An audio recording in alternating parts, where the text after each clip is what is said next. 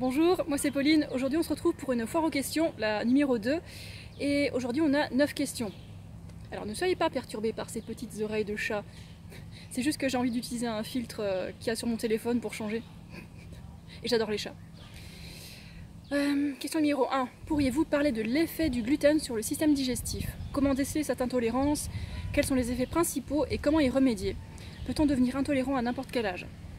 Alors voici ce que vous allez trouver si vos sources sont d'origine scientifique et non pas l'un de ces blogs qui vous racontent n'importe quoi pour vous vendre n'importe quoi.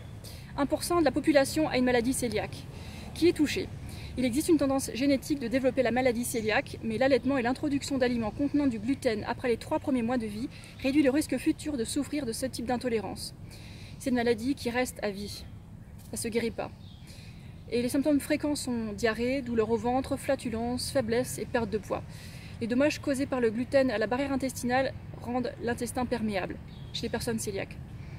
Alors un repas sans gluten, ça ne veut pas dire que c'est un repas qui est forcément sain. Si les plats sans gluten sont très gras et contiennent plein d'additifs, ce n'est pas sain. Et pour diagnostiquer la maladie cœliaque, un petit questionnaire ça ne va pas suffire. Il faut aller chez un médecin qui va vous faire un test sanguin et ensuite, si c'est positif, une biopsie intestinale. La science elle est très claire à ce sujet-là. Les personnes qui ont une maladie cœliaque, elles doivent éviter le gluten à tout prix. C'est super important. Mais pour tous les autres, ça ne sert à rien d'éviter le gluten. Si des personnes non cœliaques ressentent des effets nocifs du gluten après avoir consommé du gluten et lu des choses sur internet, parce qu'il y a tout et n'importe quoi sur internet, ben en fait il y a une seule explication, c'est l'effet nocebo. En fait on peut s'auto-saboter en se faisant croire qu'une chose est mauvaise pour nous. J'ai vu plusieurs études qui concluent que les non-cœliaques qui ressentent des effets nocifs après avoir mangé du gluten, c'est un effet nocebo. Donc sachez ça. Et après, si vous mangez pas mal de gluten raffiné, sachez qu'en fait, c'est probablement une déshydratation qui crée des symptômes, si c'est des vrais symptômes. Donc après avoir mangé des céréales qui sont sèches, ou je sais pas, par exemple du pain, des flocons d'avoine, ce genre de choses, buvez de l'eau avant et après, restez pas déshydraté quoi. Parce que bon, accuser le gluten de tous nos maux alors qu'en fait on est déshydraté, voilà, c'est dommage. Donc hydratez-vous les gens. Et puis si vous pensez être intolérant au gluten, allez vous faire diagnostiquer, comme ça vous serez fixé quoi. Ok, question numéro 2. Prévois-tu de faire un pique-nique en Alsace? Alors comme j'ai dit dans la vidéo d'avant, oui je vais faire au moins un pique-nique en Alsace. Je sais pas encore où exactement, mais bon, c'est encore loin, c'est en mai. Donc je ferai ça sur Facebook peut-être un mois avant. Donc voilà, regardez en avril ce que je vais vous raconter sur Facebook. Ensuite, question numéro 3. En restant dans la nourriture, je suis une grande fan des smoothies bananes framboises ou bananes fruits de la passion. Mais niveau combinaison alimentaire, c'est pas terrible, si. Alors, pour bananes framboises, moi j'ai jamais eu aucun problème. Bananes fruits de la passion, bah, en fait, je mets tellement peu de fruits de la passion dedans que c'est pas très important en fait. La combinaison alimentaire fruits doux et fruits acides, c'est pas super, mais bon, en petite quantité, c'est pas un problème. Donc c'est à toi de voir si tu digères bien, et si tu digères mal, ben, fais autre chose. Question numéro 5. Comment va Absinthe? As-tu de ses nouvelles? Oui, j'ai de ses nouvelles, j'ai tout le temps de ses nouvelles, et en fait, il était tellement malade, il est mort il y a quelques jours. Voilà. J'aurais bien aimé le revoir une dernière fois, mais bon, c'est trop tard. Voilà, je vais rien rajouter là-dessus. Comment se passe ton entraînement? Paul est-il satisfait de tes efforts? En fait, mon entraînement, je le néglige un peu. Je fais du cyclisme régulièrement, tous les jours ou presque, mais j'y vais un peu moins fort qu'avant, comme j'ai dit dans la vidéo d'avant, parce que l'intensité, c'est pas trop mon truc. Et Paul, non, il n'est pas satisfait. Il aimerait bien que je sois super rapide, mais bon, c'est pas grave, hein, il m'aime quand même. Donc, ah oui, pour mon entraînement, je vais aussi changer un petit truc récemment. Je recommence à courir un peu plus souvent, mais vraiment pas longtemps, juste 2 km tous les jours si je suis motivée. Donc je vais voir faire ça pendant un mois pour rééquilibrer un petit peu mon truc, parce que bon là je faisais plus de 99% de mon temps d'entraînement en cyclisme. Je pense qu'équilibrer un petit peu avec la course à pied, ce serait judicieux quoi, pour l'équilibre des groupes musculaires quoi. Ok, suivant. Ah oui d'ailleurs, toutes mes activités de course à pied et de vélo sont sur Strava, le réseau social. Pour ceux qui veulent tout voir et tout savoir, vous verrez tout. Question numéro 7. Les spécialistes scientifiques et en médecine alternative. Et en médecine alternative, qu'est-ce que ça veut dire? Parce que souvent il n'y a pas d'études qui sont là-dessus, donc Bon bref. Donc ils ont constaté qu'il n'existe aucun animal qui soit végétalien à 100%, puisqu'en ingérant des végétaux, ils avalent en même temps beaucoup d'insectes, et donc ont une part de protéines et d'acides aminés suffisante pour leurs besoins vitaux. Déjà ça c'est pas scientifique. L'homme ne peut donc métaboliser autant de verdure, et outre l'éthique, il est purement omnivore. D'ailleurs à l'ère glaciaire, il n'aurait pas pu survivre en Europe sans les animaux. Qu'en penses-tu? C'est une vision un peu étriquée de l'humain préhistorique, hein. Alors il y a des animaux qui sont 100% végétosaures, comme les gorilles, mais oui, par accident, ils avalent aussi des insectes. Même en les recherchant pas, ils vont en avaler parce que dans la nature, il y a des tout petits insectes qui sont sur les plantes. D'ailleurs, nous ne sommes pas comme des gorilles, nous sommes un peu différents, mais bon. En tout cas, qu'est-ce que tu veux dire par là, en fait? Tu veux dire que si on avale des petits insectes par accident, en fait, ils vont être très importants pour notre santé et on doit tuer des animaux à cause de ça. Bon, je suis pas sûre que c'est ce que tu veux dire, mais bon, c'est pas parce qu'on tue par accident des petits insectes qu'il faut tuer des animaux alors que c'est complètement inutile, quoi. Alors, autre chose, par rapport aux acides aminés, aux protéines, on n'a pas besoin des protéines et des acides aminés d'origine animale, hein. D'ailleurs, on s'en passe vraiment très bien. Il y a tout ce qu'il nous faut dans les plantes. Et on n'a pas besoin de faire attention aux acides aminés, aux protéines quand on choisit une alimentation. Il y en a tellement partout, il y en a dans tout, sauf dans ce qui est 100% graisse et 100% sucre, c'est-à-dire l'huile et le sucre raffiné, quoi. C'est tellement facile d'avoir suffisamment de protéines. D'ailleurs, je vais mettre un petit lien sous la vidéo parce que j'ai pas envie de me répéter, c'est tellement fatigant. Mais bon, les mythes ont la vie dure. Alors sinon, le seul avantage des produits animaux, c'est la vitamine B12.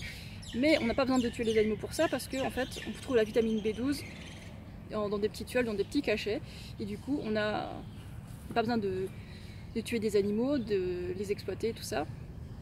Et du coup on n'a pas tous les désavantages et toutes les maladies qu'on pourrait se choper en mangeant des produits animaux. Voilà. Et sinon l'ère glaciaire, bah écoute, j'y étais pas, je suis pas sûre qu'ils étaient tous sous la neige. Et d'ailleurs, personne ne les forçait à rester en Europe, hein. Elles peuvent toujours migrer plus vers les tropiques, quoi, hein. Alors d'ailleurs, on n'est pas à l'ère glaciaire, on n'est pas dans le passé, on n'est pas les humains préhistoriques, on n'a pas besoin de se comporter comme eux. Maintenant, on vit maintenant, et en fait, ça peut être intéressant de parler du passé, mais est-ce que c'est très important, hein? Est-ce que ça détermine qui on est maintenant, hein? C'est comme si on analyse les comportements des animaux et on se dit, tiens, c'est naturel, je vais faire comme eux. Je vais me rouler par terre dans la boue et puis je vais lécher les fesses de mes congénères et je vais faire des trucs très très naturels, et puis voilà. Maintenant on est dans une société où on a une éthique, maintenant on se comporte correctement, il y a des lois et bah, il est temps d'évoluer, quoi. Alors d'après ce que tu dis, d'après ces thérapeutes alternatifs, super scientifiques, hein, si d'après tout ça on ne pouvait pas se passer de protéines animales, ben pourquoi j'ai encore des protéines sur mon corps? Comment ça se fait? Pourtant je mange que des plantes depuis 2010. Comment ça se fait, quoi? Aïe aïe aïe. Ok, question 8. Attention, il y a du lourd. Connais-tu Tatty Lowers, qui soigne les personnes atteintes de troubles graves des intestins en leur supprimant tous les sucres et en favorisant les graisses végétales saines et animales, comme les bouillons d'os? Outre l'éthique, mais qui sont purement physiologiques, ces personnes ont des rémissions et des guérisons totales, rapides et spectaculaires, vu leur état de santé initial. Alors déjà, je suis allée voir sur le site web de cette femme. Et c'est une excellente vendeuse, hein, j'avoue. Mais en regardant de plus près, en fait, elle parle de régime cétogène à 800 calories par jour, hein. C'est la méchante restriction calorique, hein. Donc forcément, en mangeant moins de cochonneries, les gens ils vont aller mieux, hein. Bon, après, c'est pas tenable. Vous pouvez pas manger 800 kilocalories par jour à vie. Vous allez faire des régimes yo-yo et puis c'est nul, en fait. Ben, vous, c'est nul, je vote contre. C'est nul. C'est comme tous les régimes cétogènes, hein, qu'on regarde de près, que ce soit des régimes cétogènes de blogueurs ou d'études scientifiques, ben, ils voient que les gens vont mieux parce qu'ils mangent moins de cochonneries. Il n'y a rien de très surprenant là-dedans, hein. Alors le jour où on montre quelqu'un de cétogène qui mange 1000 calories de plus que ce qu'il a besoin et qui va bien, ça m'intéresse. Mais d'ici là, non, tout ce que j'ai vu pour l'instant, c'est la restriction calorique, quoi. Et 800 kilocalories par jour, c'est rien, quoi. Aïe aïe aïe aïe aïe aïe. Bref, pour comparer ça et ce que je fais maintenant, bah, je mange ce que j'ai besoin, voire un peu plus si j'en ai envie, et je m'arrête quand j'ai plus envie de manger, quoi. Et là, j'ai encore utilisé Chronometer ces derniers temps pour voir qu'est-ce que je fais en ce moment. Et ouais, je mange au moins 500 kcal de plus que ce que je mange chaque jour et puis je grossis pas, quoi. Comment ça se fait? Ce serait peut-être l'alimentation riche en glucides, qui sait? Au moins 80% de glucides.